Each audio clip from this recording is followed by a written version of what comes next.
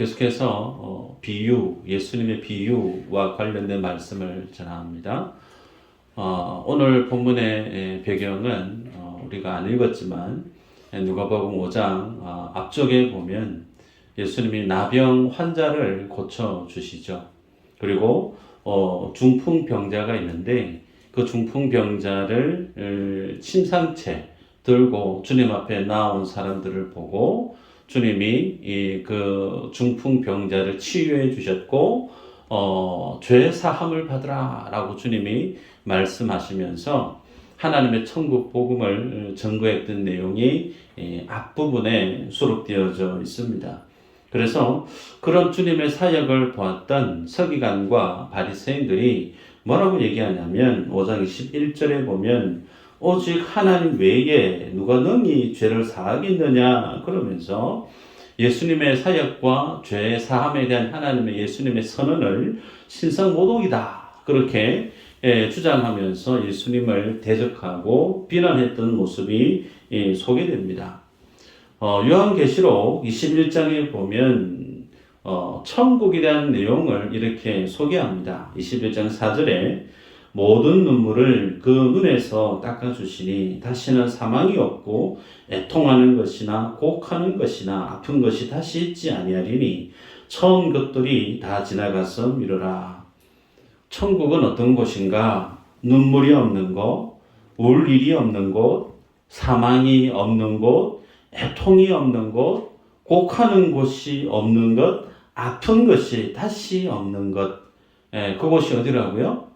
천국이죠. 여러분, 그래서 그 천국의 주인이 예수 그리스도십니다. 오히려 천국 자체가 예수님이세요. 그 천국 자체요, 천국의 주인 되신 예수님이 이 땅에 오셨어요. 이 땅에 오셔서 모든 약한 자, 병든 자, 참으로 회복이 필요한 그 모든 심령들 가운데 주님이 치유하신 사역을 우리는 공생의 가운데 있었음을 다합니다. 그리고 모든 인생이 죽을 수밖에 없는 그 길로 가게 되어졌던 원인, 죄에 대한 부분을 주님이 죄 사함을 받으라 라고 주님이 선언하심으로 마치 주님이 이 땅에 오셔서 미리 이후에 주님의 재림으로 완성하실 그 천국을 미리 공생의 사역을 통해서 보여주셨던 사역이 우리가 보고 있는 예수님의 사복음서에서 보게 되는 공생의 삶이죠. 여러분, 그래서 그런 어떤 내용 이후에 오늘 비유의 말씀이 소개되고 있죠. 그러기에 오늘 비유의 이 말씀의 중심 내용은 당연히 천국 복음에 대한 말씀임을 우리가 짐작할 수가 있습니다. 27절의 내용을 보면 예수님이 이 레위인 세리를 부르는 장면을 볼 수가 있어요. 나를 따르라. 그렇게 주님이 이 세리를 불렀는데 이 명령 앞에 레위가 어떻게 반응하느냐? 28절, 29절에 보면 그가 모든 것을 버리고 일어나 따르니라. 레위가 예수를 위하여 자기 집에서 큰 잔치를 하니 세리와 다른 사람이 많이 함께 앉아 있는지라. 여러분 아시는 것처럼 세리라고 하는 그 직업은 당시 로마와 결탁해서 로마의 재정을 확충시키는 세금 징수원, 그렇게 보면 되겠죠. 그런데 그 세금 징수를 어디에서 하느냐? 유대인들로부터 세금을 징수하게 되어지고 정해져 있는 세금보다 더 많은 것을 징수해서 올려줘야 될 금액만큼만 로마 정부에 올려주고 나머지는 자신이 착복할 수 있는, 그래서 일반 유대인들에게 있어서 세리들은 어떤 사람으로 정의되어졌느냐면 천하의 원수와 같은 죄인이다. 절대 상종할 수 없는 죄인 중에 죄인이 세리들이다 라고 그렇게 많은 미움과 정오를 독차지했던 직책, 그 사람들이 세리들이란 말이죠. 마치 일제시대 때 우리 한국 사람들을 고혈을 뽑아냈던 친일파를 생각하시면 쉽게 이해가 되실 겁니다. 자, 그런 어떤 세리와 함께 예수님이 지금 그 집에 들어가서 식사를 같이 하고 있는 일이 벌어졌다는 겁니다. 여러분이 나중에 아시게 되겠지만 이 본문에서 등장하는 레위는 세리, 이 레위는 마태복음을 기록했던 예수님의 사도로 이후에 기록되죠. 자, 놀라운 것은 우리가 방금 읽었지만 예수님이 이 세리 레위를 불렀죠. 불렀을 때 그가 어떻게 행동했느냐? 모든 것을 버려두고 주를 쫓았다. 그렇게 말씀합니다. 그리고 나서 더 나아가서 예수님을 위해서 큰 잔치를 벌렸다 그랬어요. 그래서 큰 잔치를 벌렸으면 당연히 많은 사람들이 그 잔치집에 모일 수밖에 없는데 어떤 사람들이 모였을까? 많은 일반 유대인들이 세리는 상종해서는 안 되는 죄인이다. 그렇게 정죄했던 사람들이기 때문에 일반 보통 사람들은 그 세리의 집에 갈 수가 없고 그 세리와 함께 친하게 지냈던 사람들 유유상종이라고 그랬죠. 그래서 많은 사람들이 볼 때 세리와 친분이 있는 또 다른 세리 혹은 다른 죄인 심지어는 창기 뭐 이런 많은 사람들이 가까이 하기 꺼려했던 죄인들이 그 집에 가득히 모였다라는 겁니다. 그래서 그 자리에 모였던 그 모습 속에 당시 예수님은 야, 저 사람 예레미야 같고 혹은 엘리야 같고 어떤 대단한 선지자 같은데 그렇게 하나님의 일을 말씀을 전하는 대단한 사람 같은데 왜 저 사람이 이 죄인들과 함께 어울리면서 식사를 하고 교제를 하고 있는가? 그러면서 바리새인과 서기관들은 그들과 함께 있는 예수님에 대해서 비난하기를 시작했다라는 거죠. 그래서 30절에 보면 너희가 어찌하여 세리와 죄인과 함께 먹고 마시느냐? 율법에 의하면 장로들의 유전에 의하면 거룩을 지키는 것, 정결 규례법에 의하면 부정한 사람들, 부정한 것과 접촉만 해도 그도 부정하게 되어지기 때문에 자신의 거룩을, 자신의 믿음을 지켜가기 위해서는 모든 것들 중에 부정한 것을 구별하고 분리해서 철저하게 가까이 하지 않는 그렇게 주님 앞에 믿음의 삶을 살아가는 것이 소위 믿음 좋은 사람, 하나님을 잘 섬기는 것으로 레위인들 그리고 바리새인들, 서기관들은 그렇게 이해했단 말이죠. 그런데 예수님과 예수님의 제자들은 그런 어떤 정상적인 사람들과 교제하는 것이 아니고 눈만 뜨면 늘 죄인으로 정죄받던 사람들과 교제를 하고 있는 거예요.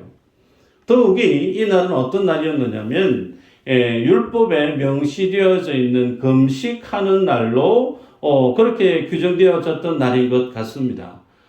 그래서 금식에 대해서 선포되어져 있는 모든 유대인이면 그날에는 금식하는 것이 마땅한 신앙의 고백에 준하는 삶인데 그날에 큰 잔치를 벌였고 큰 잔치에 함께 있는 사람들 전부가 죄인들이었다라는 거죠.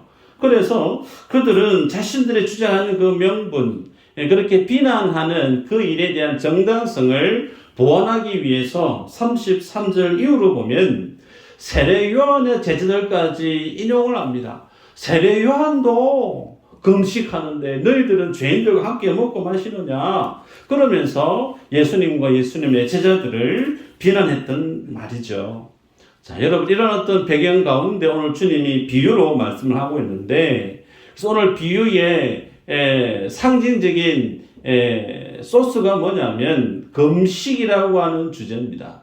율법 안에 다양한 의미들이 있지만 그 율법을 오늘 본문에서는 상징해서 무엇으로 덜쳐내고 있느냐면 금식이라고 하는 내용에 대한 주제로 주님은 하나님이 주시는 복음, 하나님이 주시는 진리가 이 금식이라고 하는 율법과 관련해서 어떤 것이 하나님의 진리인가를 주님이 설명하고 있는 것이 오늘 비유의 핵심이라는 내용이죠.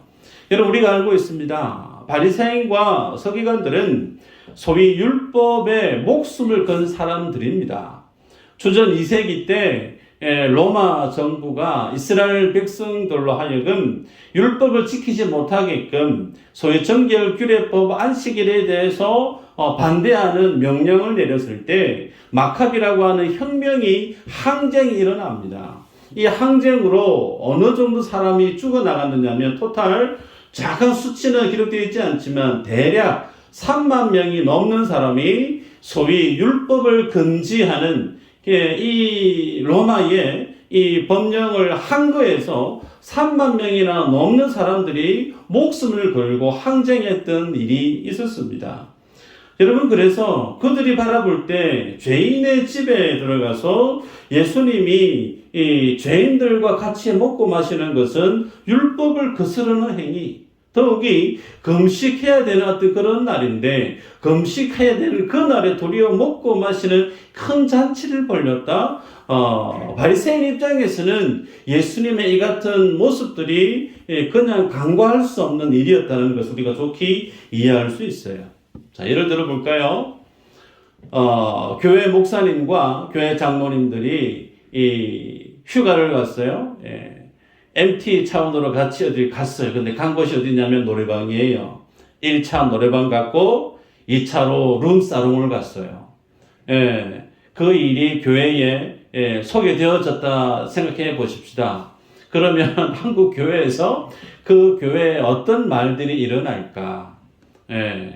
많은 말들이 일어나겠죠. 수근수근 사만 많은 일들이 일어날 텐데 그 모든 말들 중에 그럴 수 있지, 뭐 괜찮지라고 하는 말이 과연 있을 수 있을까? 부지기수 모든 목사님, 장로님 면직해야 된다, 아마 그런 말들이 있지 않겠어요? 그와 같은 상황을 오늘 본문의 예수님이 주님의 제자들과 함께 그런 상황을 연출하고 있다라는 내용입니다.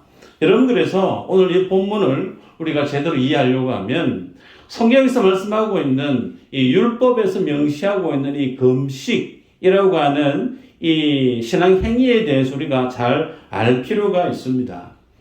율법에는 금식을 1년에 한 번 명시하고 있어요.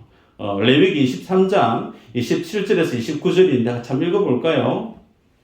시작.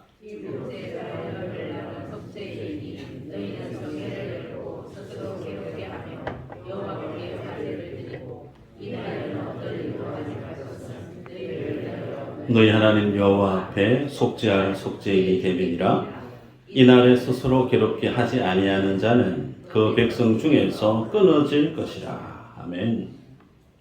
자, 여기 보면 스스로 괴롭게 하다라는 말이 있어요.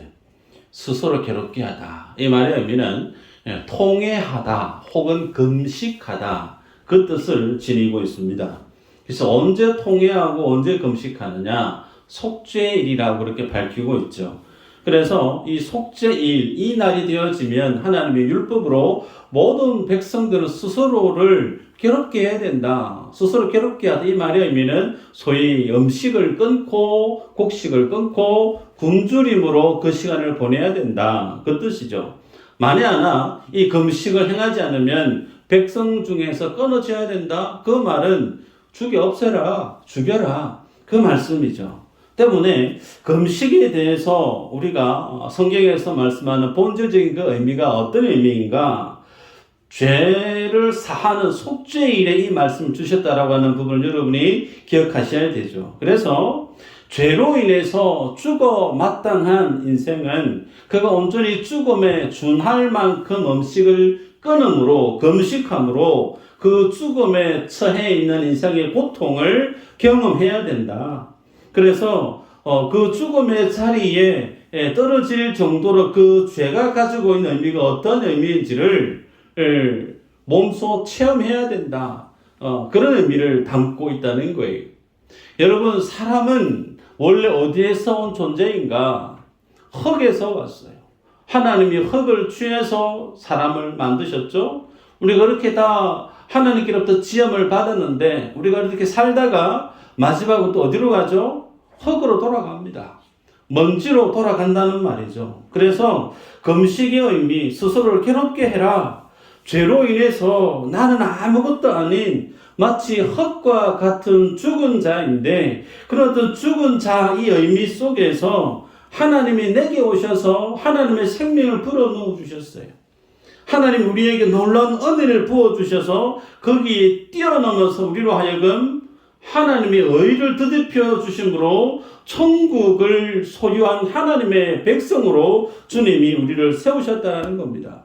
그래서 놀라운 하나님의 이 흙과 같고 먼지와 같은 나, 아무것도 아닌 나를 위해서 주님이 내게 하나님의 생명을 주시고 하나님의 영원한 천국을 주셨다는 이 사실을 기억하는 사람, 어떻게 주님 앞에 나아가야 될 것인가? 마음을 다하고 뜻을 다하고 목숨을 다하고 힘을 다해서 주 나의 하나님을 정말 사랑하는 마음으로 그렇게 나아가는 신앙의 행위, 그것이 금식이라고 하는 신앙 행위 속에 녹아있는 본질적인 의미이다라는 겁니다. 여러분, 그래서 새해 요한 때는 금식을 월요일하고 목요일날 그렇게 금식을 했습니다. 분명히 율법에는 속죄일에 7월 10일 날 속죄일에 금식해야 된다 그렇게 명시하고 있는데, 우리는 이 율법보다 더 하나님 앞에 경건하게 더 뜨거운 믿음의 고백으로 주님 앞에 살아야 된다. 그래서 우리는 1년에 한 번이 아니라 일주일에 2번 금식하자. 그렇게 해서 율법을 뛰어넘는 더 경건한 어떤 신앙적 열심을 표현해서 일주일에 2번 금식하는 절기로 날로 이 당시에 바리새인과 유대인들은 지켜갔다는 겁니다. 문제는 그 금식을 대하는 정신이 어떠해야 되는가? 나는 흙과 같은 존재다. 나는 죄로 인해서 흙에서 왔고 흙으로 갈 수밖에 없는 아무것도 아닌 존재인데, 그런 나를 주님이 살려주시고 생명 주시고 하나님의 나라를 주신 이 하나님의 은혜 앞에 정말 주님 감사합니다. 나는 죄인과 같고 나는 흙과 같은 인생입니다. 그는 자기 자신을 철저하게 죄인식 가운데 하나님의 은혜를 감사하는 모습으로 나아가야 되는데, 그런 어떤 금식에 대한 정신은 온데간데 없고, 나는 이번 주에 금식 이틀 다 했다. 온전히 금식 내가 했기 때문에 금식한 그것이 나에게 있어서의 신앙적 자랑이 되어져 버렸다는 거예요. 그래서 나는 정말 이 정도로 금식했는데 다른 사람은 어느 정도 금식하는가? 내보다 좀 덜 금식하는 사람 만나게 되어지면 그것이 나의 자랑이 되어져서 여지없이 다른 사람을 어떻게 하죠? 평가합니다. 평가하고 비판을 하게 되죠. 그래서 오늘 본문에 바리새인과 서기관들은 왜 금식해야 될 날에 밥 먹고 있냐고, 왜 죄인들과 함께 식사 교제하고 있느냐고, 그렇게 예수님과 예수님의 제자들을 서기관과 바리새인들은 비난하고 대적했던 이유가 여기에 있습니다.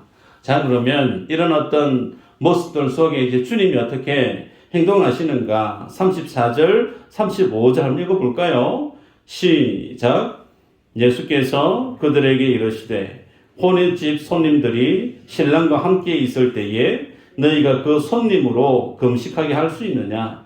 그러나 그날에 이르러 그들이 신랑을 빼앗기리니 그날에는 금식할 것이니라. 예수님께서 자신을 어떻게 소개하고 있느냐면, 혼인하는 날, 그 혼인식에 있어서 자신을 신랑으로 그렇게 주님은 자기 자신을 표현하고 있습니다. 그래서 혼인잔치집에 신랑과 함께 있는 많은 사람들이 있는데 그 사람들이 어떻게 금식할 수 있느냐? 그거 금식하지 못한다. 그러면서 그 주님과 함께 했던 흔한 많은 죄인들이 주님과 함께 먹고 마시는 것이 지극히 당연하다라고 주님이 말씀하는 걸 보게 되죠.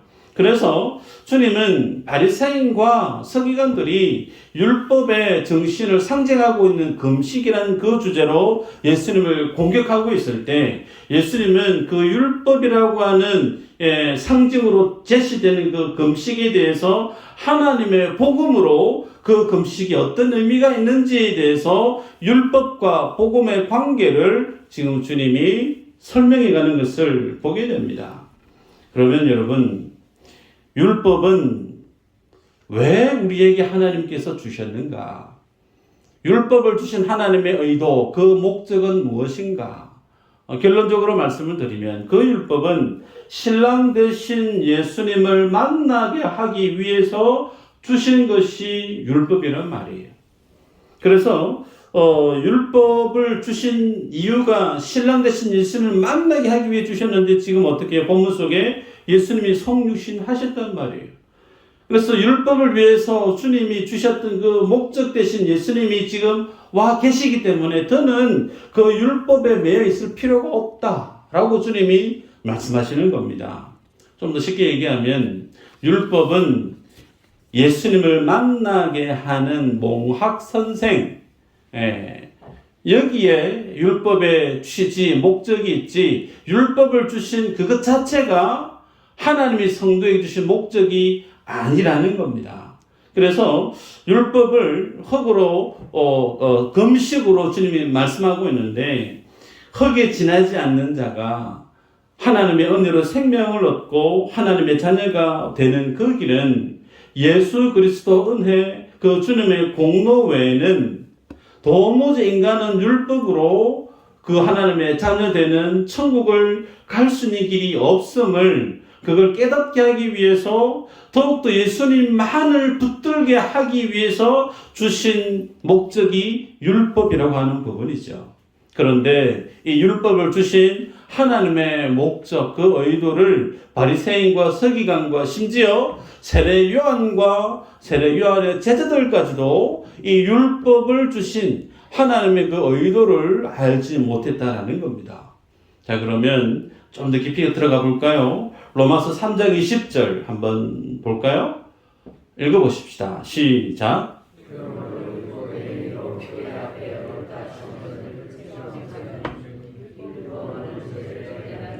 아멘.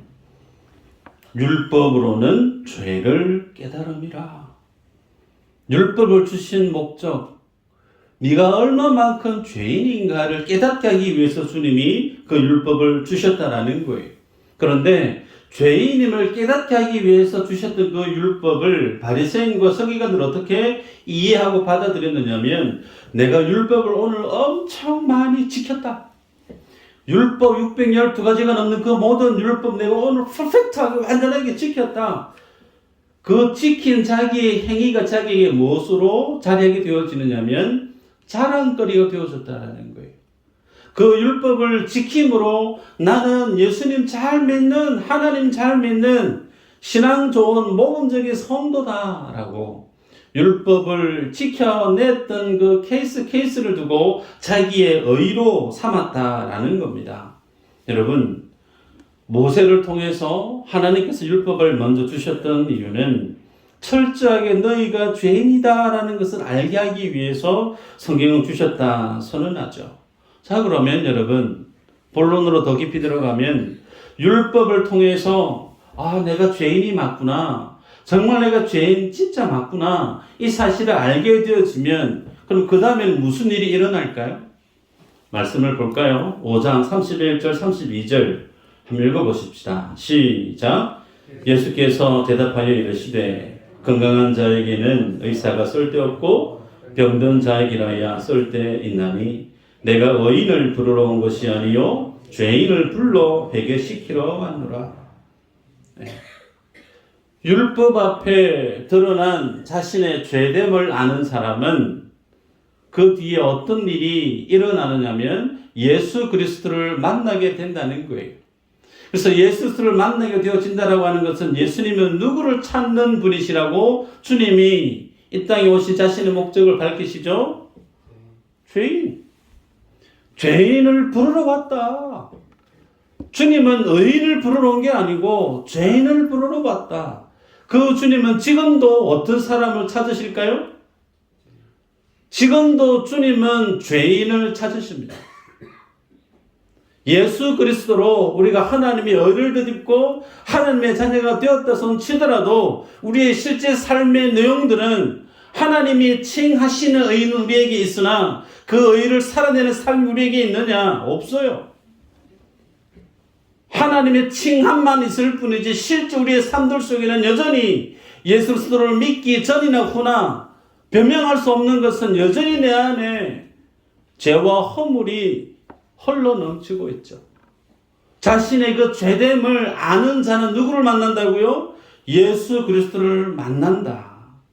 여러분, 그래서 율법은 자신의 의를 붙들고 주님 앞에 자랑스럽게 나아가는 것이 아니고 주님 앞에 내가 철저하게 죄인이 맞습니다. 자신의 죄됨을 스스로 인정하고 스스로 고백하고 그 주님 앞에 무릎으로 막 바뀌면서 그 주님은 십자가 은혜 외에는 살 길이 없음을 고백하는 자로, 그래서 십자가 앞에 서게 하기 위해서 주님이 율법을 주셨다라는 겁니다. 이를 위해서 주님이 친히 이 땅에 오셨다라고 주님이 선언하시고 밝히시죠. 여러분, 그런데 오늘 본문 가운데 주님 앞에 있는 사람들이 누구죠?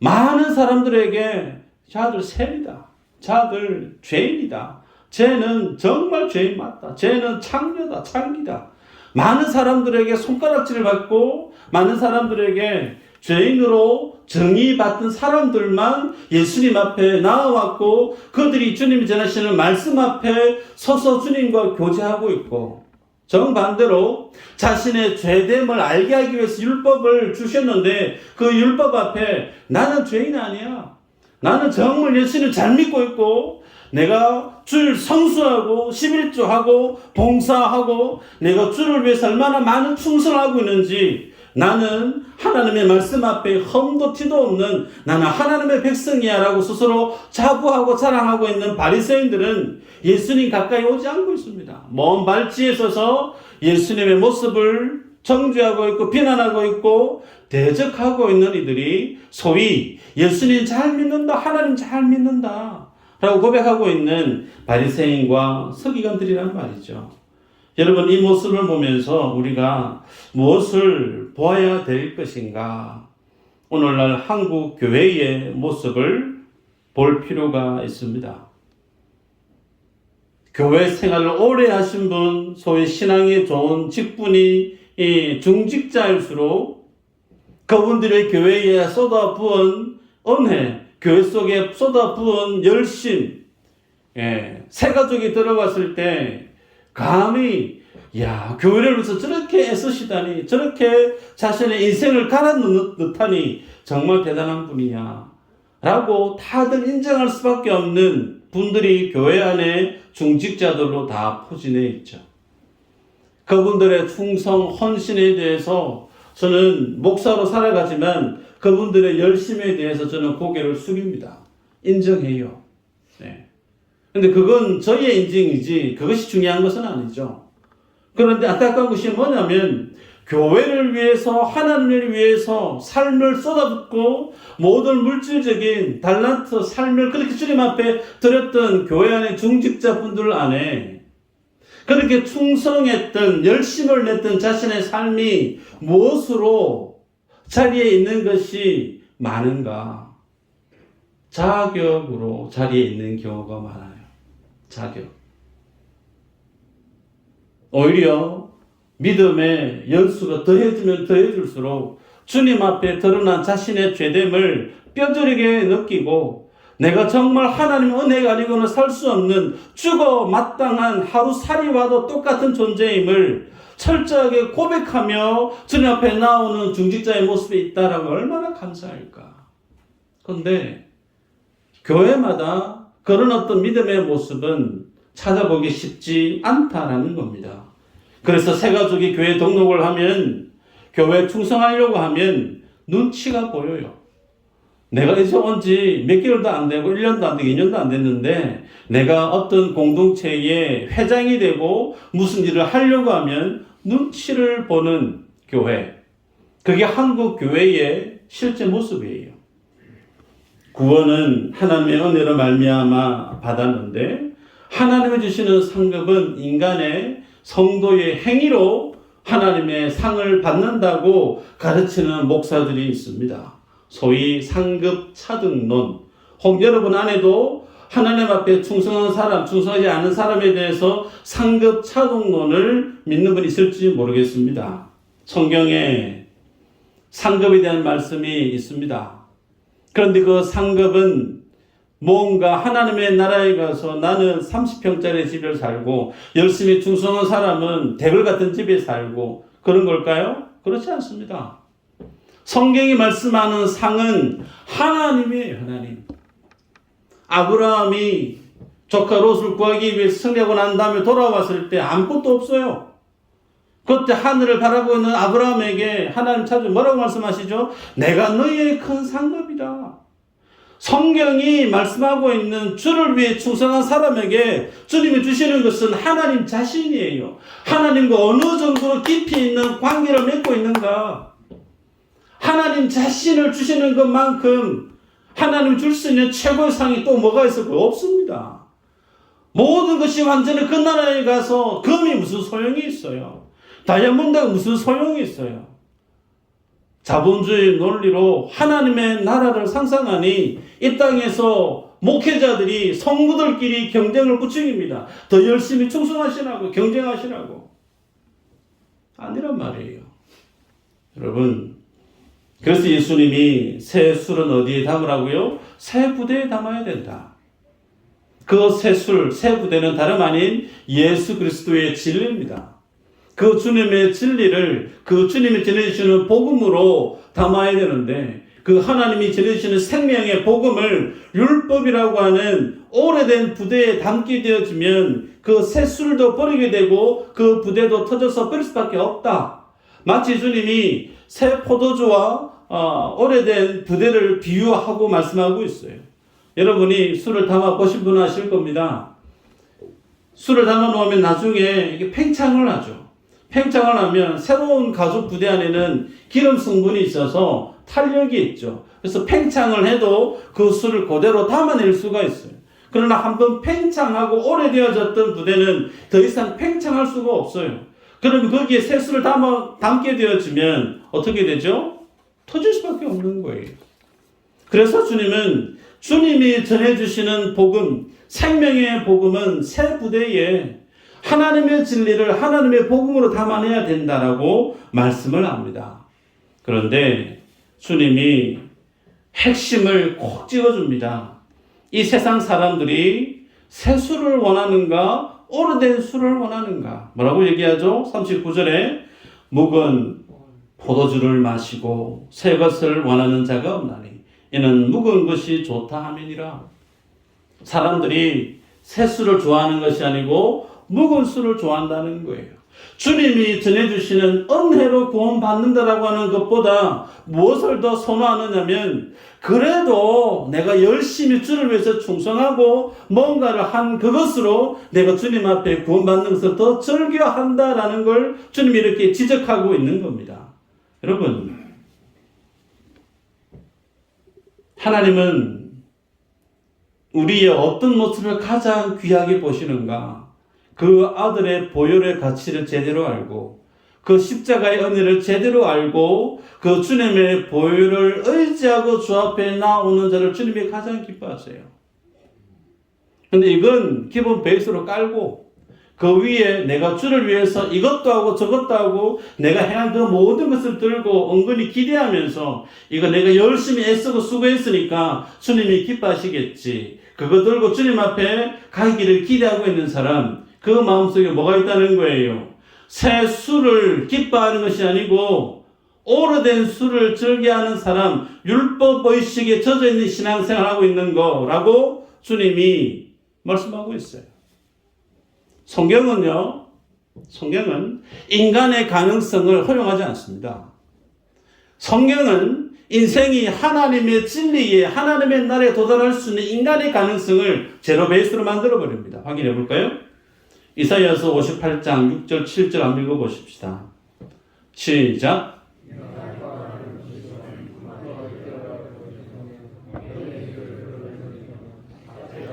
자유하게 하며 모든 멍에를 꺾는 것이 아니겠느냐? 또 줄인 자에게 내 양식을 나누어 주며 유리하는 빈민을 집에 들이며 헐벗은 자를 보면 입히며 또 내 권력을 피하여 스스로 숨지 아니하는 것이 아니겠느냐? 아멘. 자, 하나님이 기뻐하시는 금식이라고 그랬어요. 이 금식이란 말 안에 하나님이 기뻐하시는 믿음, 하나님이 기뻐하시는 신앙 다 대치됩니다. 그래서 하나님이 기뻐하시는 금식, 자신을 스스로 괴롭게 하며 흉악의 결박을 풀어주고 멍에의 줄을 끌어주고 압제 당하는 자 자유케 하고 모든 멍에를 끊는 것이다. 여러분 다 아시는 부분이죠. 자, 그 다음 아울러 줄이고 요리하고 헐벗은 자를 위해서 자기의 것을 열어서 섬기는 삶을 사는 것. 이것이 뭐라고요?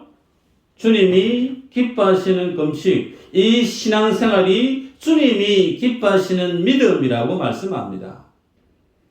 자기 것을 포기하고 나를 위해서 사는 인생이 아닌 이웃을 위해서 사는 삶으로 자기의 삶을 부인하고 포기하고 이웃을 내 몸처럼 섬기며 살아가는 사람, 그 신앙을 주님이 기뻐하시는 금식이요 주님이 인정하시는 믿음이라고 얘기해요. 자, 그러면 오늘 우리가 이런 금식을 하고 있나요? 오늘 내가 이런 하나님을 향한 믿음의 삶을 잘 살아가고 있나요? 아닙니다. 우리는 여전히 나를 위해서 살기 바쁩니다. 어제 결혼식이 있었어요? 네. 그 결혼식에 참석하시는 분이 있고 참석 못하시는 분이 있어요. 하고 안 하고 그 모든 결정의 기준이 어디에 있느냐? 내가 갈만하면 가고 못 가면 못 가는 거예요. 철저하게 우리는 나 자신을 위해서 사는 삶에 익숙해져 있다는 거예요. 그래서 하나님이 기뻐할 만한 금식, 그것은 그 금식을 할 수 있는 능력이 우리에게 있어야 그 금식을 할 수 있어요. 내 것을 포기하고 다른 사람을 섬기기 위해서 나의 지갑을, 나의 적금을, 나의 가족의 것을 과감하게 깰 수 있는 능력이 있어야만이 우리는 그 삶을 살아낼 수 있어요. 그런데 성경이 뭐라고 얘기하죠? 의인은 없나니 한 사람도 없다. 다 치우쳐서 선을 행하는 자 한 사람도 없다라고 선언하고 있습니다. 우리들은 불가능해요. 가능성을 여러분이 그래도 내가 이 정도는 살 수 있는데 여러분 하루 이틀 그렇게 살죠. 근데 평생 저 살아갈 수 있을까? 불가능하단 말이에요. 그래서 우리들은 성경이 우리에게 뭘 얘기하냐면 너는 선을 행할 수 있는 능력이 없다라고 선언해 버립니다. 그래서 성경은 우리를 하여금 너는 죄인이야 라고 선언해 버리고 있단 말이에요.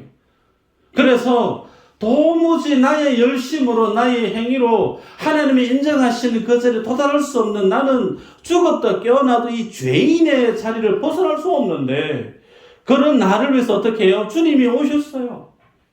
주님이 강림하셨고 주님이 40일 금식의 삶을 살아내셨습니다. 내가 금식하는 기뻐하는 금식의 삶을 살아야 되는데 주님이 오셔서 금식의 삶을 사셨어요.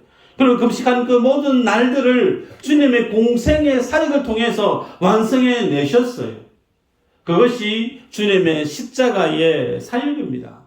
완성해 내신 그 금식의 영광, 완전히 성취해내신 자기 부인의 그 완결판, 그 십자가의 영광을 주님이 성취해내시고 난 이후에 그 모든 십자가의 영광을 누구에게요? 우리에게 전가시켜 주셨어요. 우리에게 다 부어주시단 말이에요. 그래서 그 하나님이 내게 주신 십자가의 은혜를 아는 사람, 그 사람은 뭐 해야 될까? 우리가 읽었던 34절에 보면 예수께서 그들에게 이르시되 혼인집 손님들이 신랑과 함께 있을 때에 너희가 그 손님으로 금식하게 할 수 있느냐? 주님이 내가 금식해야 되고 내가 기뻐하는 주님이 기뻐하는 금식을 해야 되는데 도무지 다 할 수 없는데 그 모든 금식과 완전한 자기 부인의 삶을 완성하신 신랑 되신 예수님이 우리에게 오셨단 말이에요. 그걸 주셨단 말이에요. 그러면 그 신랑 되신 주님 앞에 우리가 해야 될 것이 뭐냐? 주님과 함께 혼인잔치에 참석해야 된다는 겁니다. 그 모습이 어떤 모습인가? 요한계시록 19장 1절부터 10절까지 어린 양 혼인잔치에 대한 말씀을 쭉 설명해요.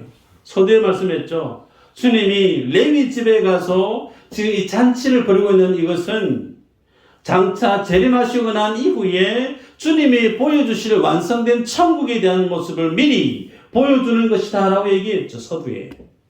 근데 그 실제가 어떻게 소개되어지느냐? 요한계시록 19장 1절부터 10절까지 보면 예수 그리스도로 펼쳐지는 어린 양 혼인잔치의 말씀이 소개돼요.